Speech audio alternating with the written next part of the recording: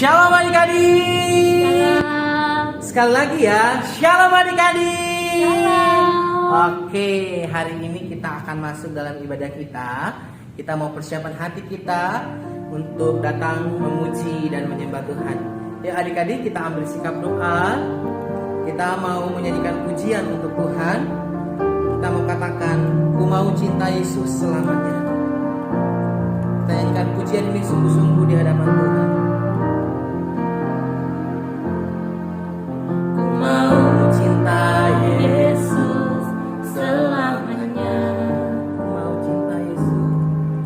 Ku mau cinta Yesus selamanya. Meskipun badai silih berganti dalam hidupku, ku tetap cinta Yesus selamanya. Ku mau cinta Yesus. Ku mau cinta Yesus selamanya. Ku mau cinta Yesus selamanya. Meskipun badai silih berganti dalam hidupku, ku tetap cinta Yesus selamanya. Ya Aba, Bapa, ini aku anakmu, layakkanlah seluruh hidupku. Ya Aba, Bapa. Ya Aba, Bapa, ini aku anakmu, pakailah sesuai dengan rencanamu. Kita katakan lebih sungguh lagi, ku mau cinta Yesus selamanya. Ku mau cinta Yesus selamanya. Ku mau cinta Yesus. Ku mau cinta Yesus selamanya. Meskipun badai silih berganti dalam hidupku, tetap cinta Yesus selamanya. Ya Aba, Bapa, ini aku anakmu, layakkanlah seluruh hidupku. Ya Aba, Ya Aba, Bapa, ini aku anakmu, pakailah sesuai dengan rencanamu. Pakailah sesuai dengan rencanamu. Pakailah sesuai dengan rencanamu. Yuk adik-adik, sama-sama kita berdoa. Tuhan Yesus yang baik, terima kasih hari ini kami mau mulai ibadah kami. Tuhan berkati ibadah kami dari awal, pertengahan, sampai selesai. Tuhan Yesus yang baik, kami serahkan hidup kami dalam tangan Tuhan. Tuhan Yesus yang memberkati kami semua. Dalam nama Tuhan Yesus kami berdoa. Haleluya.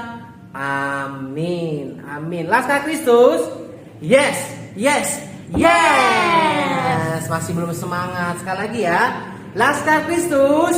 Yes. Yes. Yes. Yuk adik-adik, kita akan memuji Tuhan. Kita mau katakan I love you Jesus. Semuanya nyanyi ya.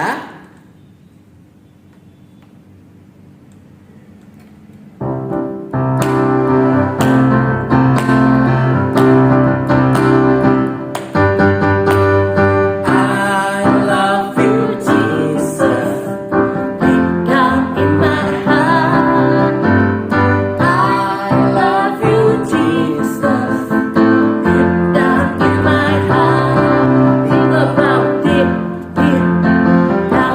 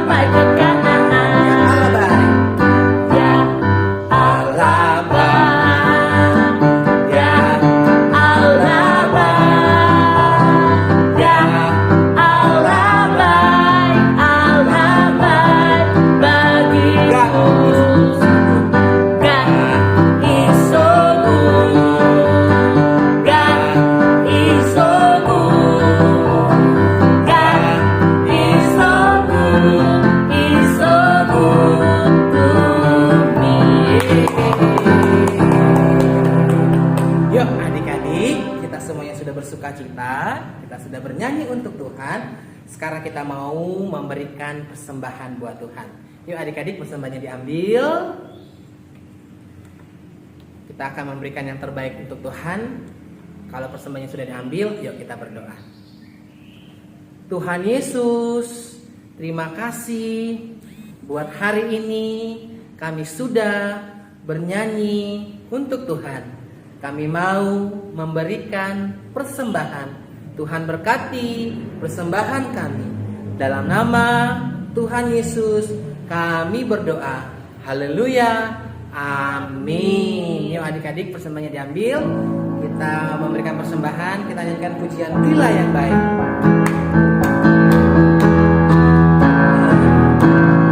Berilah yang baik, berilah yang baik. Tuhan sudah memberikan yang terbaik. Apa yang kau beri, berilah sekarang. Tuhan pasti balaskan dan berkati kau selamanya. Berilah yang baik, berilah yang baik. Tuhan sudah memberikan yang terbaik. Apa yang kau beri, berilah sekarang. Tuhan pasti balaskan dan berkati kau selamanya. Adik-adik, kita sudah memberikan persembahan. Ya adik-adik, kita siapkan hati kita untuk mendengarkan cerita firman Tuhan. Biarlah kita boleh mendengarkan cerita firman Tuhan dengan sungguh-sungguh, sehingga kita boleh mengerti firman Tuhan yang disampaikan, dan kita menjadi anak-anak yang taat, anak-anak yang baik di hadapan Tuhan. Firman-Mu pelita bagi kakiku. Firman-Mu Pelita bagi kakiku, terang bagi jalanku. Firman-Mu pelita bagi kakiku, terang bagi jalanku. Waktu ku bimbang dan hilang jalanku, tetaplah kau di sisiku, dan takkan ku takut asal kau di dekatku, besertaku selamanya.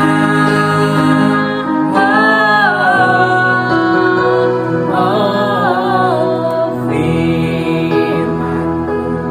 pelita bagi kakiku, terang bagi jalanku, terang bagi jalanku, terang bagi jalanku, terang bagi jalanku. Ya adik-adik, kita berdoa.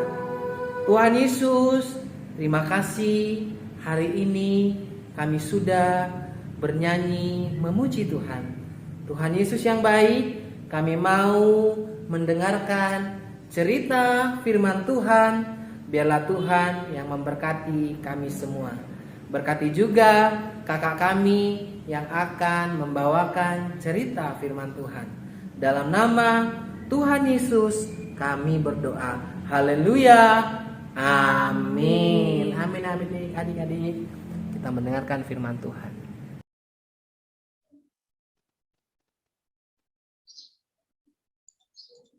Nah, oke deh. Kita langsung mulai aja ya, teman-teman. Supaya nggak terlalu lama nih kita. Oke, aku mau sapa dulu adik-adik semuanya. Shalom. Gimana keadaannya? Kalau beberapa aku udah lihat kemarin di Bible Camp. Kayak Neta, terus kayak Zion. Keadaan mereka baik-baik aja nih. Coba aku mau tanya sekarang ke siapa ya? Kita tanya dulu deh, Jonathan Prasetyo ya. Gimana keadaan kamu, baik gak? Dimatiin kameranya. Oh enggak nih. Halo, Jonathan. Ya, Gimana keadaan kamu? Baik gak? baik aja. Sehat? Ya, Oke, puji Tuhan sehat. Semoga Koko harap kalian semua sehat ya, nggak ada yang sakit. Dan tetap jaga kesehatan nih adik-adik semuanya. Nah, hari ini Ko Jovan akan membawakan firman Tuhan nih buat adik-adik sekolah minggu semua, khususnya kelas besar. Nah, kira-kira Koko mau tanya dulu nih, ada yang tahu gak nih? Tokoh di sebelah sini nih siapa ya? Kayaknya nggak tahu sih, pasti susah sih. Tapi harusnya kalian udah pernah dengar nih cerita tentang tokoh ini. Kalau misalnya kalian mau tahu, kalian dengerin ceritanya ya. Nanti kalian bakal tahu kok siapa ini tokohnya. Nah, sebelumnya aku ada tebakan nih. Ada yang tahu gak ya ini hewan apa? Arneta tahu gak ini hewan apa? Hmm? Kancil. Betul. Ih, betul kok ketawa dia. Atau Zion nih yang ketawa ya itu. Ini kancil nih. Jawab kancil doang. Ini kancil benar. Kalau kancil biasanya kalau kalian masih kecil suka diajarin lagu. Bagus banget kancilnya. Ya lucu ya kancilnya ya. Nah Iya. ini kancil biasanya ada lagunya kan. Si kancil anak nakal gitu kan. Suka mencuri Iya. apa sih? Suka mencuri apa Zion?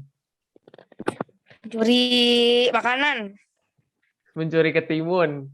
Timun. Kalau curi uang Nah emang tuyul. benar mencuri ketimun. Nah, kita mute dulu Zion ya. Nah kancil ini suka mencuri ketimun ya teman-teman. Kira-kira kalau aksi mencuri itu merugikan atau enggak sih? Pastinya merugikan ya. Merugikan.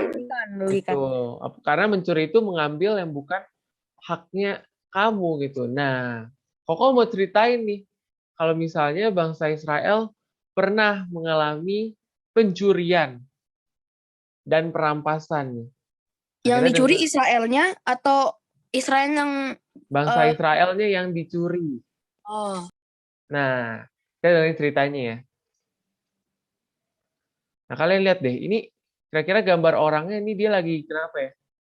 Mukanya kayaknya panik, terus lagi lari-lari ya gitu ya. Panik, Nah, ini mau dicopet.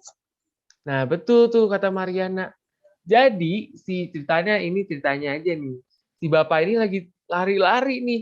Lari-lari dia teriak, ada orang Midian, ada orang Midian. Nah, kalau adik-adik tahu orang Midian ini orang yang suka mencuri hasil panennya bangsa Israel.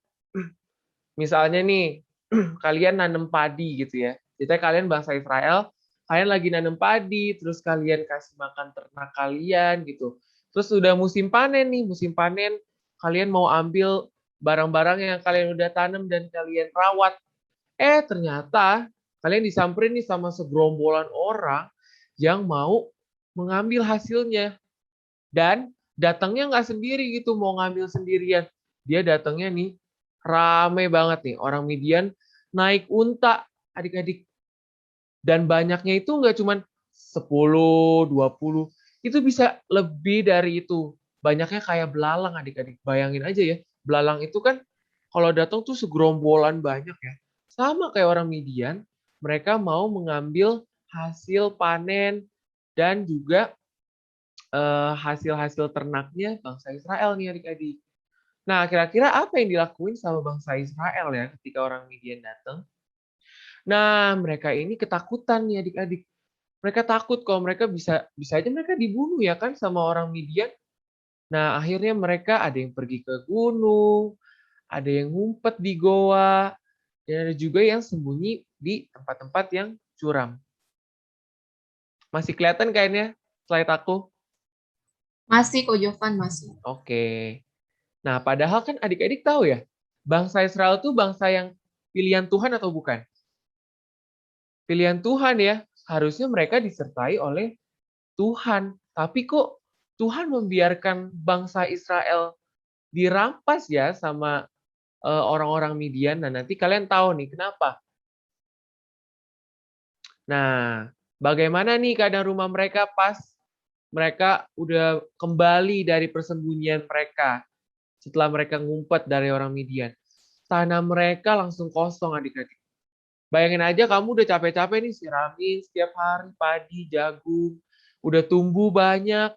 Tiba-tiba hilang, hilang begitu aja. Kamu juga pasti kalau punya misalnya mainan kesukaan kamu atau HP kamu gitu. Kalau tiba-tiba hilang pasti kamu sedih kan?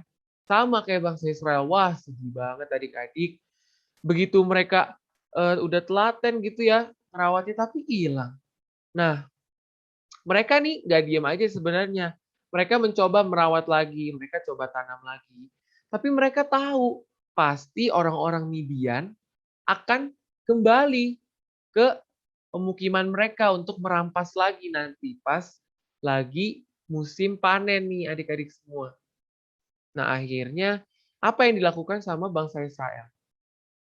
Nah akhirnya mereka menyadari gitu kalau misalnya mereka itu membutuhkan Tuhan adik-adik. Nah akhirnya Tuhan ini mengirimkan seorang nabi untuk menyampaikan pesan Tuhan nih. Kak Jovan.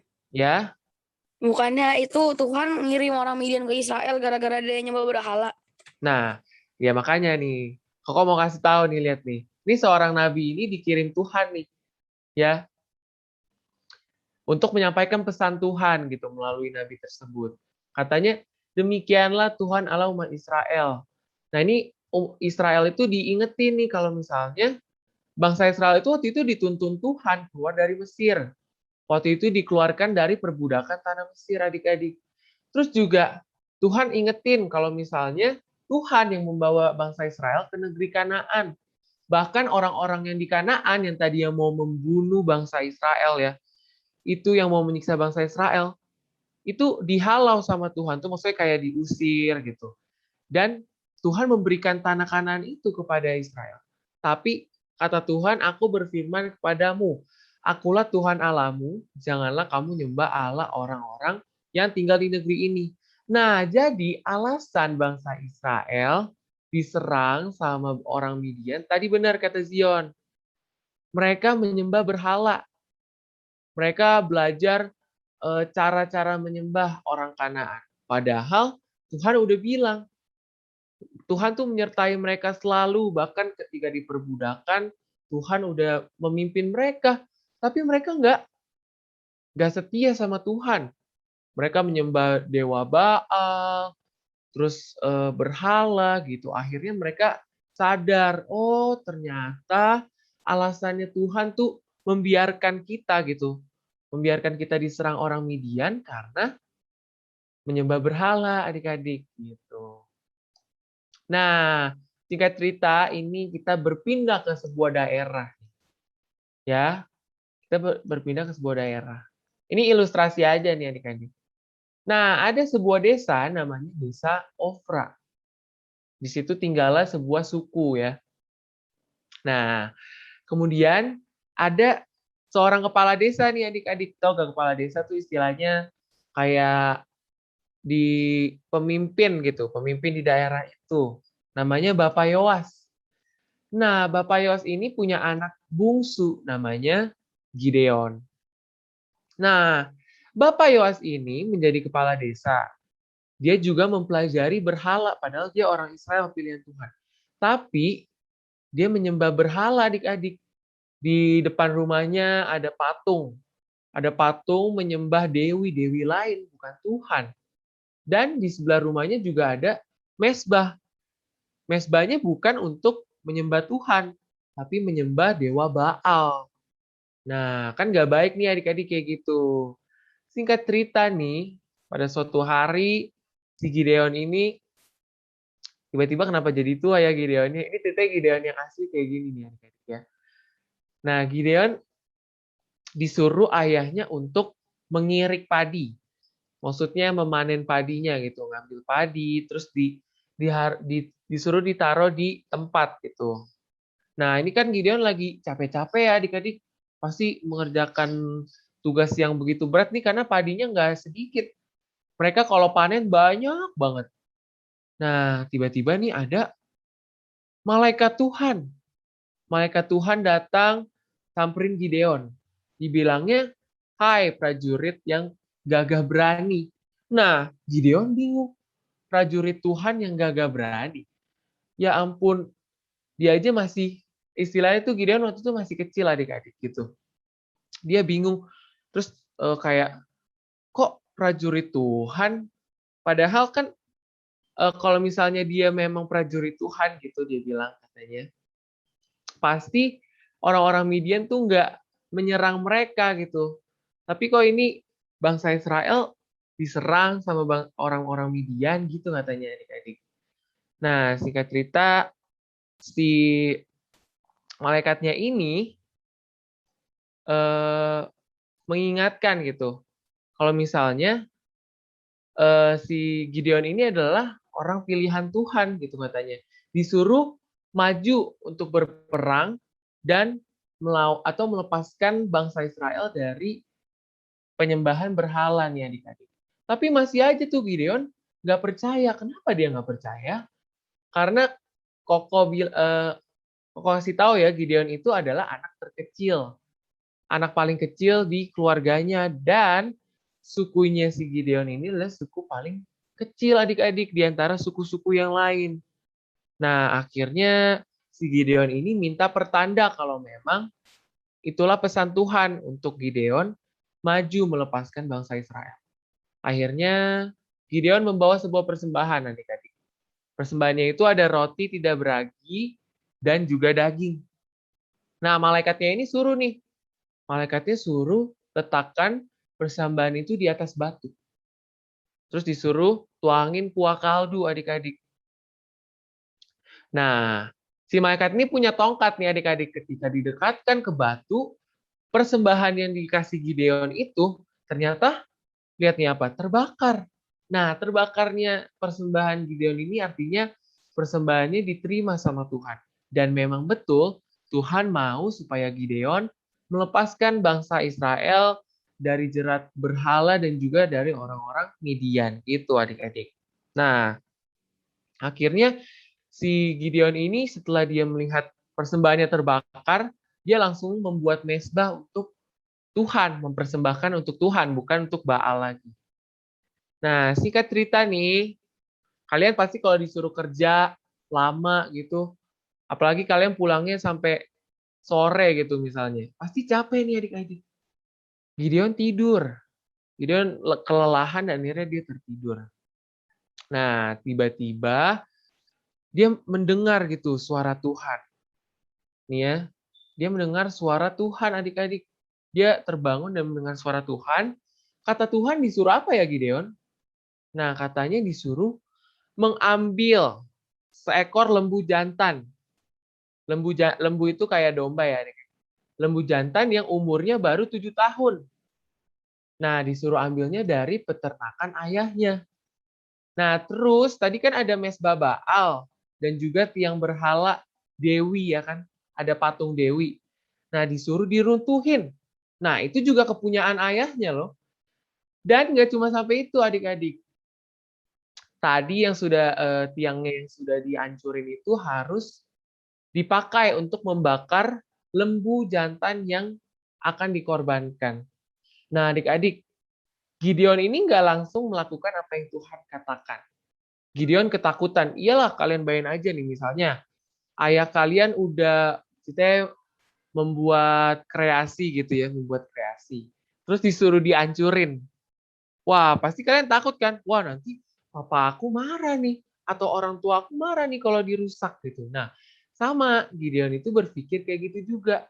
Wah, kalau misalnya aku runtuhin mesbah Baalnya papa atau tiang berhalanya papa, aku bisa-bisa dimarahin. Dan juga pada saat itu kota Ofra itu juga menyembah dewa-dewi itu. Bisa-bisa nih Gideon dikeroyok sama orang-orang di kota tersebut. Nah, tapi akhirnya karena dia tuh dapat kekuatan dari Tuhan, dia mendengar suara Tuhan tadi, akhirnya dia menguatkan hati dia. Walaupun tetap tuh adik-adik dak-dikduk ya rasanya, kayak waduh takut kenapa-napa nih. Dia berpikir kalau misalnya siang hari, pasti kelihatan. Iyalah, mana mungkin kamu kalau siang-siang nggak kelihatan, kan ada matahari. Nah, terus juga kalau misalnya siang hari, kalau kelihatan aku bisa-bisa dibunuh gitu katanya. Akhirnya dia memutuskan untuk melakukannya malam itu juga. Akhirnya dia bangun dari tempat tidur dan dia panggil 10 orang yang melayani ayahnya. Nih, kira-kira kejadiannya kayak gitu. Nih patungnya dihancurkan ya, tiang berhalanya dihancurkan dan mezbahnya juga dihancurkan ya adik-adik, mezbah Baalnya. Nah, setelah itu langsunglah sesuai perintah Tuhan, di mezbah itu dia bikin mezbah baru untuk persembahan kepada Tuhan. Nah, ceritanya kukuruyuk. Pagi-pagi nih, kota Ofra dibangunkan dengan ceritanya ayam gitu. Tiba-tiba mereka shock semua adik-adik. Mereka kaget. Wah, mezbah yang biasanya mereka lakukan untuk penyembahan berhala, kok hancur? Wah, mereka bertanya-tanya, siapa nih yang hancurin? Wah, mereka udah mau marah banget gitu ya. Rasanya pengen mukul orang kali gitu. Terus akhirnya disamperinlah rumahnya Bapak Yoas. Nah, mereka di situ tahu ternyata yang melakukan itu adalah si Gideon. Nah, dia marah-marah tuh, mereka marah. Kenapa kok dihancurin mezbahnya? Kenapa nih? Kenapa dihancurin gitu? Karena pada saat itu kan orang-orang di kota itu menyembah berhala nih adik-adik. Tapi padahal Bapak Yoas tuh yang membangun mezbah tersebut ya adik-adik. Tapi dia nggak marah kepada orang-orang tersebut. Justru dia malah teringat terhadap perkataan Nabi. Kalau misalnya penyembahan berhala itu adalah sesuatu yang salah. Akhirnya diingetinlah tuh orang-orang di kota Ofra tersebut. Katanya gini nih, apakah kamu mau menolong Baal? Katanya gitu. Apakah kamu berusaha untuk menyelamatkan Baal? Karena benar dong, kalau misalnya dewa-dewi itu kan lebih besar dari manusia ya, adik-adik. Tapi kok Baal nggak bisa aja gitu, musnahin aja, bunuh aja orang-orang yang bandel atau merusak mesbah dia. Tapi justru Baal karena bukan Tuhan, dia tidak bisa ngapa-ngapain adik-adik. Oleh sebab itu Tuhan kita dahsyat. Nah, akhirnya orang-orang tersebut mikir, oh iya benar juga ya, kalau misalnya memang Baal itu dewa yang hebat, harusnya dia bisa membela dirinya sendiri. Ternyata Baal itu tidak nyata, akhirnya mereka nggak percaya dan mereka memberikan nama nih adik-adik buat Gideon. Gideon dia sebut sebagai Yerubaal. Biarlah Baal berjuang dengan dia, itu artinya. Itu arti namanya. Tapi ternyata Baal diem aja gitu. Nah, sampai situ cerita Koko. Jadi maksud yang Koko mau sampaikan nih adik-adik buat firman Tuhan hari ini adalah tidak boleh yang namanya menyembah berhala. Itu udah pasti tuh adik-adik. Menyembah berhala itu sesuatu yang tidak baik. Berhala zaman sekarang itu bukannya kita nyembah patung, menyembah batu gitu ya adik-adik. Tapi misalnya melalui handphone nih, siapa yang suka main HP terus. Terus melalui main game, siapa yang suka main game terus sampai lupa waktu. Ayo, siapa yang gara-gara main games jarang baca kitab. Nah, itulah berhala yang zaman sekarang nih adik-adik. Nah, untuk itu kita harus kembali kepada Tuhan, kayak bangsa Israel. Diingatkan kalau misalnya mereka itu menyembah berhala, mereka harus kembali kepada Tuhan. Dan akhirnya pasti Tuhan membantu gitu. Nah, ini aku ada ayat, coba aku minta tolong Angel, boleh bacain dong ayatnya, kelihatan kan ya? Angel. Ya. Oke, tolong dibaca ya.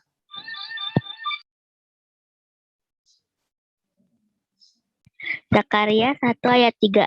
Sebab itu katakanlah kepada mereka, beginilah firman Tuhan semesta alam. Kembalilah kepadaku, demikianlah firman Tuhan semesta alam. Maka aku pun akan kembali kepadamu. Firman Tuhan semesta alam. Nah, katanya gitu. Kembalilah kepadaku, demikianlah firman Tuhan semesta alam. Maka aku pun akan kembali kepadamu. Jadi kalau adik-adik kembali kepada Tuhan, Tuhan nggak kayak, ih siapa nih, aku nggak kenal kamu, gitu. Nggak mungkin. Karena Tuhan pasti akan kembali kepada kamu. Kalau misalnya kamu kembali dulu kepada Tuhan. Sama kayak bangsa Israel tadi. Ketika mereka kembali menyembah Tuhan, mereka akhirnya dilindungi sama Tuhan. Gitu doang adik-adik sih firman Tuhan hari ini. Semoga pelajarannya bisa diambil dengan baik. Kalau ada pertanyaan, ayo boleh ditanya. Atau Cinona atau Korudi mau tambahin? Dari aku udah cukup, Jovan. Mungkin Mungkin dari Korudi. Om Rudi. Selamat pagi adik-adik. Tadi Koko sudah sampaikan tentang Gideon. Kembali lagi tadi ditanyakan, apa tadi Kak? Ketidaktaatan bangsa Israel yang menyembah berhala ya. Jadi adik-adik seperti adik-adik ketahui, kok di mana Kak siapa itu Yosua berada, ya kan? Kok Gideon sekarang Kak, gitu kan? Logikanya kan begitu kan? Kan kalau disambungin cerita dari minggu kemarin dan ke minggu demi minggu, terus kan ceritanya nyambung nih adik-adik. Nah, bahwa seperti yang kemarin Kak Rudi bilang, bahwa kota Kanaan itu kan besar. Nah, sekarang ini Gideon itu kalau dibaca di Alkitab, orang Median itu dekat di Gaza. Nah, sekarang di Gaza di mana Kak Rudi? Nah, sekarang itu Gaza itu di Palestina yang lagi diributkan sekarang ini, ya, wilayahnya, ya. Jadi di Gaza sana. Nah, itulah orang-orang Median pada zaman saat bangsa Israel berada, saat dia masuk ke kota Kanaan. Nah, Gideon dan bangsanya itu, salah satu suku dari bangsa Israel, tinggal di wilayah tersebut, adik-adik. Jadi, kota Kanaan itu banyak. Tapi bangsa Israel masing-masing menempati posisi masing-masing. Enggak semuanya bangsa 12 suku bangsa itu kumpul jadi satu tempat. Enggak. Dia ada di beberapa tempat wilayah. Nah, adik-adik harus tahu kenapa mereka bisa menyembah berhala. Ingat, waktu zaman Musa, ya kan? Bukankah mereka juga membuat lembu emas kan? Dari patung kan? Dari emas, dari patung campuran tembaga begitu. Allah marah. Ya, jadi berhala itu bangsa Israel itu bukan murni bangsa Israel yang ada sekarang ini, tapi mereka juga kawin campur gitu loh. Dari orang Israel dengan orang Mesir dengan penduduk setempat gitu kan. Sehingga mereka punya seperti sekarang ini gitu keadaannya. Mereka menyembah berhala-berhala yang mereka masih percayai gitu loh adik-adik. Dan kenapa Gideon terpilih? Sekali lagi, Allah memilih kepada orang-orang yang berkenan. Sekali lagi, Gideon melihat ada malaikat Allah dan dia membawakan apa? Persembahan daging, ya. Dan dia persembahkan, katanya taruh di batu itu, ya kan? Dan batu itu membakar semua persembahan. Tadi Koko sudah sampaikan sehingga Allah berkenan membakar persembahan Gideon, ya. Sebab itu Gideon terpilih, ya, yang berkenan di hadapan Allah. Contoh lagi nanti kalau adik-adik baca di Hakim-Hakim sana, ya, menceritakan bagaimana Gideon tawar-menawar dengan Allah. Bisa nggak Kain, pagi-pagi kan kalau adik-adik pagi-pagi nih, siapa yang di antara kalian kalau di desa atau di daerah pergunungan, itu kalau di rumput itu pagi-pagi berembun nggak? Pasti berembun. Ya. Nah, Gideon minta sepotong bulu domba diletakkan di tempat yang berembun tadi. Minta di sekitarnya boleh basah, tapi bulunya tidak boleh basah, kering. Besokan harinya, Gideon melihat, benar. Bulunya kering, sekitarnya basah. Besoknya lagi dia minta lagi. Bulunya basah, sekitarnya kering. Besoknya lagi Gideon dapatin. Bulunya basah, sekitarnya kering. Nah, tanda-tanda seperti itulah yang Allah berikan bagi Gideon sebagai bahwa Allah berkenan kepadanya. Kak Rudi, bagaimana kalau semuanya saya ditunjuk seperti Gideon begitu? Gimana caranya? Ya, kalian harus berkenan, termasuk Kak Rudi harus berkenan di hadapan Allah. Sehingga Allah memilih kita.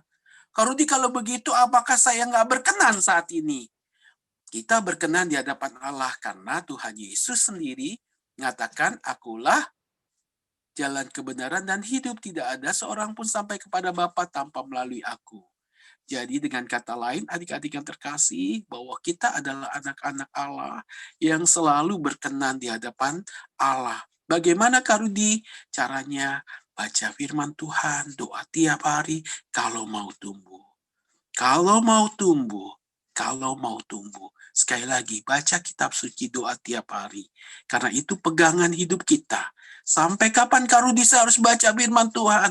Sampai seperti Kak Rudi, sampai seperti engkong kalian, seperti grandma kalian ya. Baca kitab suci, doa tiap hari. Buat apa Kak Rudi? Itulah pengenalan akan Allah. Karena pengenalan akan Allah selalu firman itu berubah pada masanya sesuai dengan pengertian dan pengetahuan yang kita miliki. Saat ini adik-adik mengerti firman Tuhan yang kalian ngerti, nanti setelah SMP kalian akan mengerti pengertian pemahaman yang berbeda. Di SMA pun kalian akan mengalami perubahan yang memahami Alkitab firman Allah dengan berbeda, sudut pandang yang berbeda. Nanti sampai kalian sudah seperti Cici sama Koko di universitas, pandangannya juga sudah berbeda tentang firman Allah. Itulah disebut pengenalan akan Allah. Mengenal, sama seperti saya sebagai anak mengenal orang tua saya, memahami kata papi mami yang kita miliki. Sehingga kita paham, mengenal betul apa yang boleh, mana yang tidak boleh. Itu saja yang mungkin Kak Rudi sampaikan kepada kalian, biarlah kalian lebih mengenal Allah, mengenal Tuhan Yesus dengan baik dan benar. Amin. Oke. Kita foto dulu, Nona, atau berdoa dulu? Aku yang doa ya, Jovan ya? Terserah mau aku atau Nona. Oh, ya udah. Terserah gimana nih. Ya udah Nona aja ya. Kita Oke, tutup oke. doa. Habis Oke, itu foto ya kita. Oke. Oke, adik-adik, kita bersatu dalam doa ya. Oke. Selamat pagi Bapak, selamat pagi Tuhan Yesus, selamat pagi Roh Kudus. Ya Bapak, terima kasih untuk kebaikan-Mu Tuhan, karena Engkau telah kumpulkan kami Tuhan pada hari Minggu yang indah ini Tuhan, untuk kami boleh bersama-sama belajar tentang suatu hal yang baru lagi Tuhan, di mana untuk kami percaya Tuhan bahwa Tuhan adalah satu-satunya Tuhan dan juru selamat dalam hidup kami. Gak ada satu Tuhan lagi Tuhan yang dapat menolong kami kecuali hanya Engkau Tuhan. Terima kasih Tuhan untuk hari ini Tuhan kami bisa Tuhan mendengarkan firman-Mu Tuhan. Terima kasih untuk juga Ko Jovan yang udah menyampaikan kebenaran firman-Mu. Biar Engkau yang tambah-tambahkan hikmat akal budi dalam seluruh area kehidupannya, dalam dia menjalankan aktivitas, dan pakai terus Tuhan Ko Jovan untuk melayani Engkau lebih lagi Tuhan. Terima kasih Tuhan Yesus juga untuk Ko Rudi. Biarlah Tuhan Yesus yang juga menyertai Ko Rudi dimanapun.